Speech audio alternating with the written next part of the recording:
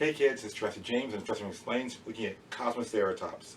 So on the way to my dig in Wyoming, I stopped by a Target in like Amarillo and ran across this guy, so I was super excited. One thing to point out, same rules apply, older to newer models. I only have two of this. The first one is this guy here, and the company's name is Collect A 2012. So Kosmoceratops was discovered in 2006 or 7, that region, and was named in 2010 by Scott Samuels. You may know from Dinosaur Train. And basically, the name Kosmoceratops means ornament lizard because look at the horns go out to the side, the nose horns there, and the rest of these horns bend forward. It's often said this has the most horns of a ceratopsian, which is really kind of cool.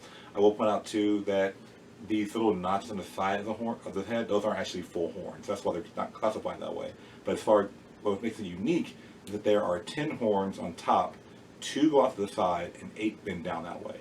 And in fact, this Collect A, let's see, 1, 2, 3, 4, 5, 6, 7, 8. They are correct. They have the right number of horns going down and 2 on the side. And note the horns going to the outside. So one thing to point out with ceratopsians or horned dinosaurs is that when they were the first one ever discovered was Triceratops itself. Triceratops having these large 4-facing 3 horns, living with T-Rex, or at least large predators. They were supposed to be for fighting only. But it turns out as we find more and more ceratopsians, the horns don't always look like they're for fighting. And that's when we realize they're actually for more intra-species interactivity. The point is they're probably having these different horn designs to attract mates, to identify different species, because in the Campanian, and again, there's the Mesozoic time, so after that's mammals, before dinosaurs, there's the Triassic, Jurassic, Cretaceous. In the Cretaceous period, there's early and late. In the late, the very top bit is the Maastrichtian and the Campanian. Those are the last 2 ages of the Cretaceous period. So in the Campanian, a giant ocean or inland sea, not ocean, it was an inland sea, went between North America, splitting it into 2 continents. On the east side was Appalachia, and the west side was Laramida. So the idea here is that we have a lot of these different horned dinosaurs being found in this century. In the 21st century, we're finding lots of horned dinosaurs. In fact, when they found Kosmoceratops and they named it, it was also named with Utaceratops and Vagriceratops. These are other Chasmosauri. This is Chasmosauri. Glad you asked. In the ceratopsian world, there's 2 different branches. The Chasmosaurian are the ones, and there's a Chasmosaurus itself, a long, tall, frail, 3 horns. Triceratops falls in that group. The other group are centrosaurs. They have more rounded frills, bigger nose horns, smaller brow horns. So to give you perspective, they all have like this kind of similar design. And yes, they're all different species. But back to our boy Kosmoceratops. So here's a figure for Jurassic World, and of course, let's get into it. It came out this year, obviously 2022, the year of this video. And with the official scissors, Jurassic James, we will release the beast.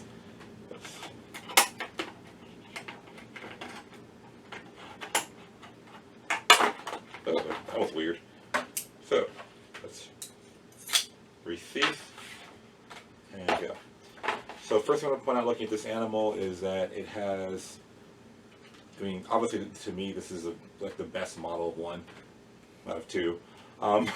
The horns go out to the side, it's pretty accurate. Now one thing to point out is this one, the horns really face away, so they're not really maybe for direct attack, maybe they're side butting for mates or whatever, we don't know. But it has the horns on the front. Let's count 1, 2, 3, 4, 5, 6, 7, 8. So they have the correct 8 horns here and the 2 big ones. The problem I have, these side bits are too big. They look like horns and that might throw it off. But overall for the animal it's pretty nice. One thing to point out too is that this one has a nose horn, this has one for a butt.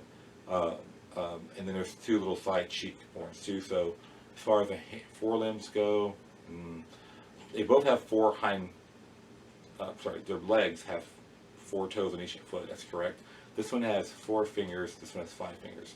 With ceratopsians, we usually see the hand like this, and there's usually claws on the first 3, and the last 2 are small nubs, basically. Often not even having claws. I don't remember seeing toes being written in the paper. If they were, please put it in the description below, comment in the comments below.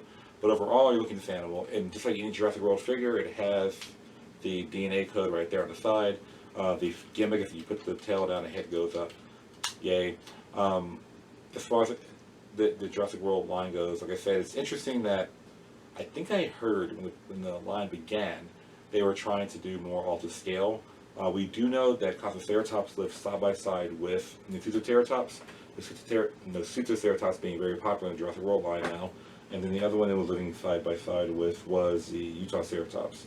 So these guys are in the same environment. There are the species of raptor known from the site, of a raptor, an ankylosaur, a pachycephalosaur, and a tyrannosaur. So those, all of which those species do not have toys of, but that it was a standard Late Cretaceous time period. So think Late Cretaceous North America, you're going to see tyrannosaurs, horned dinosaurs, duckbills, raptors, oviraptors, and ankylosaurs, right? You don't really see a lot of sauropods in the environment. You don't see any stegosaurs. They're extinct by now. So the idea is that when you're looking at different species, remember, they're separated by time and space. Space being different continents. Sometimes if you're in the Jurassic, it's all one continent, but even then you're on one side of the desert and the other. If you were in the Cretaceous period, you're in North America or Asia or Africa, again, different environment. So we're seeing the same thing here where all of a sudden people, how do you memorize all these dinosaurs, James? It's because when you put them in the graph of space and time, it makes more sense. And in some ways, you can show a paleontologist a dinosaur, and we know exactly, not exactly, we have an idea of where it should live, when it should live, because we see certain trends certain times. So when I first saw Kosmoceratops, I wasn't thrown off. I mean, I must say that I'm very impressed, overwhelmed, awestruck at the number of horned dinosaurs being found, particularly in Utah in the last like 20 years. I did a video on ceratopsians. I'll put a link in the description. So the idea is there's a lot of them being found, but for those people like who think that there are less species, they might say, oh, they're just differentiation of individual populations. But in general, we're seeing a lot of these animals have very different frills, so that implies different species. My only analogy to you is that we have deer, elk, well, let's say white-tailed deer, elk, caribou or reindeer, and moose. They're all big deer things. They're on Paleotheridae, but they are not the same species because their antlers are all different. They have slightly different diets and ranges. So same thing will be applied to ceratopsians, that these guys are slightly different horn structure, different species. Recognition of your own species is very important, and that's why I'm looking at this now. Again, that's where it fits in the story.